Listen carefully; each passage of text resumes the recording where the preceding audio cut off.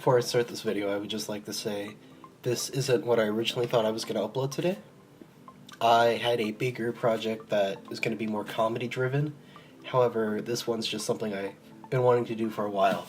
And I finally wrote out a script for it, and it's going to be a little short, or it might be long. Depends after I record this, because I'm saying this before I record the actual script. I've been wanting to do this for a while, and I don't think there's any better platform to put this on than this.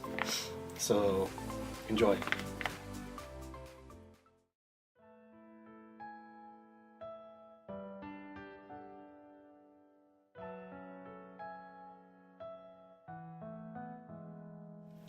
Picture a 15-year-old boy that's new in high school. Not the most popular, but still had some friends. Was in school for half the day, and when it ended, he just played games the rest. He did alright, but he didn't do fantastic. He began to fail a few tests, and he started doing worse in school. He ignored his parents' advice and sought contentment in other worldly things. He had 3 girlfriends in the span of a month, and in the next, he didn't even know what to do. Friends came and went. Long relationships were nearly lost forever. People shunned him. Those he thought were his friends pushed him away, and he did the same to them. Friends contemplated death, and, well, he did the same. This is the lowest part of his life. What could bring him up from this pit? Well, to put it simply, I still don't know for sure. But between my parents and my social life, I don't think it was either. It was around this time, however, that I discovered something that I think took me in the right direction. And these two things being visual novels and anime.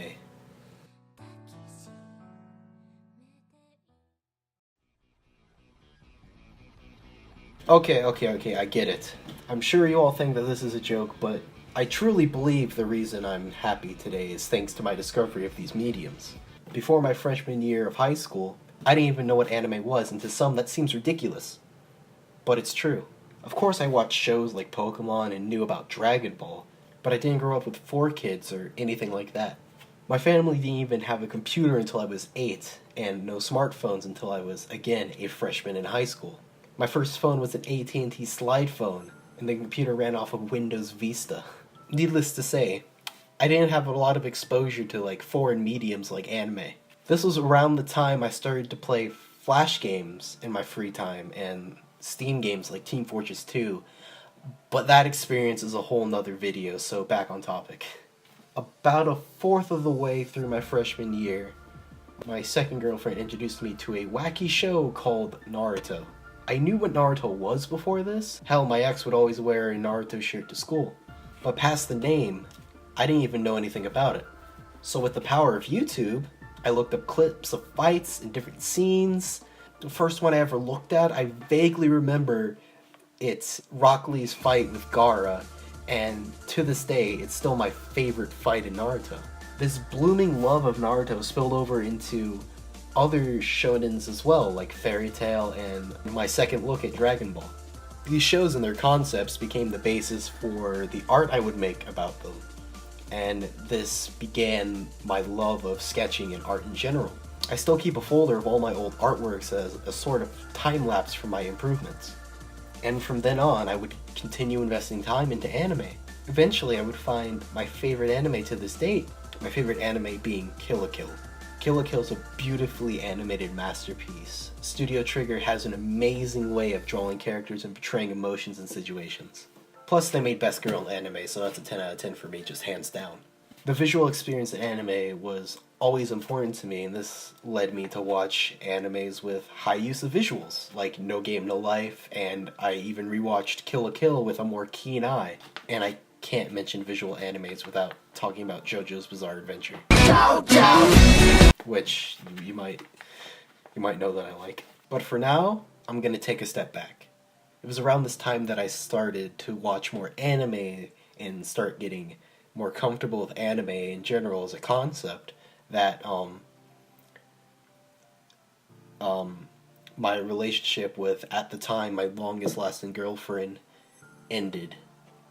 And it really messes me up when I think about it, so I don't really want to relive that right now. So let's just say I was depressed. Depressed and sexually confused. I didn't think I was gay, and I didn't like boys. But when you're 15 and confused, you don't know what the hell you think you're like. You just know you want to fuck. And so began my dive into satiating my sexual urges.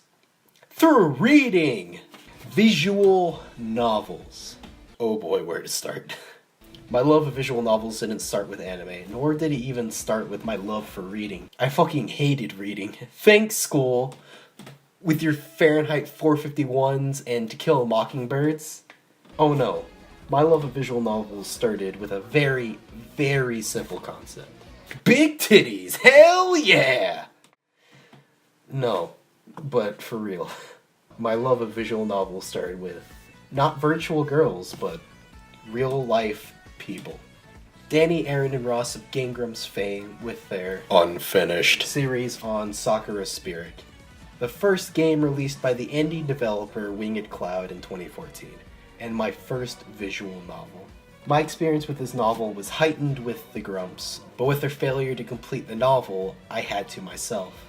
And as much as it was dumb with its tropes and fan service, I loved it. It was so good.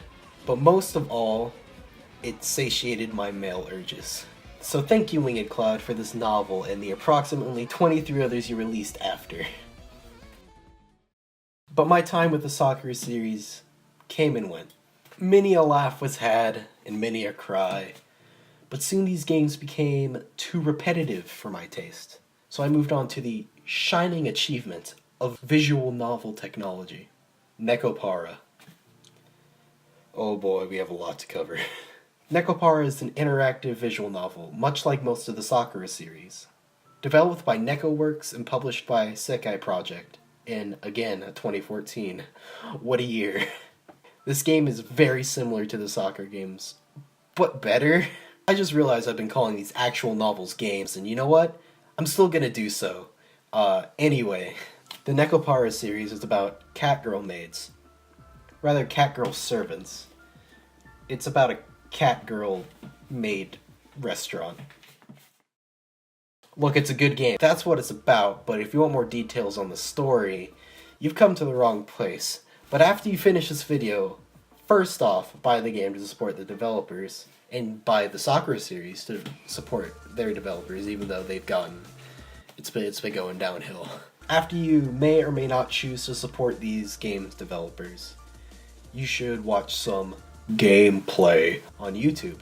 It's what I did through most of the series, because I didn't have, I wasn't liquid enough to buy funds because I was in high school and I didn't have a job because I was 15. But if you are looking to look at some of these visual novels, my preferred source is One Noble of Lost Paws.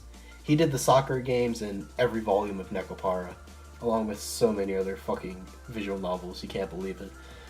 Some of them got taken down though, but some of them are still up. So check them out if you want, or not. But I will say one thing about them and the Grumps. They got me through some shit, so I'll endorse them fully. But enough about the YouTubers. This is a love letter to the source, not the content creators. In conclusion to my visual novel segment is what I'm calling this. These games had characters I connected with and brought out real emotions in me, which is the goal of these novels after all. I can't thank them enough for getting me through times of emotional distress and sexual confusion, because if nothing else, these games let me know that I like girls. I mean, come on. Now comes the part where I better explain how these two mediums helped me get through my pit of depression. Up until this point, I feel the theme of this video was lost in the gushing and crediting to others. But I think I can speak for everyone that to every problem there is more than one reason it is resolved. Whether there be a main reason with smaller reasons tied into it, or many different reasons, equal in importance tied together evenly. And for me, it's really a mix of the two. I thank visual novels for making me feel happy when nothing else can, but the content creators who present the novels also deserve credit. And I'll give credit where it's due. Anime, on the other hand, I can either thank the creators of the anime, or the creators of the anime source material, whether that be a manga or a novel. At the heart of this video's concept, I'm just a guy with 15 subscribers making a video about my personal experiences, which may never reach more than those 15, if even all 15. But my problems aren't unique in any way. Many people probably went through the same shit, but don't have the drive to make a video about it like I'm doing now. I guess what I'm trying to get at is that there's many reasons why I climbed out of the deepest pit in my life so far. But it seems the main reasons why my life hasn't gone back to what it was is because of those mediums I credit. I met my current girlfriend at the end of my freshman year, right when I was reaching the top of the hole, if you will. And I think our lasting relationship is partially because of our love of anime like Attack on Titan and My Hero Academia. The longest friendships I've had didn't start with anime, but are continuing because of anime. And some friendships grew stronger because of a love of anime. My career path started because of anime. I'm majoring in liberal arts due to my love of drawing, which started because of anime. I even read and write more now because I want to create enticing stories like the visual novels I draw inspiration from. I guess this video was a way for me to express my love of anime and visual novels in a way that I can share that love with anyone who cares to listen and express how it changed my life for the better and put me on a path of happiness with a hope of success.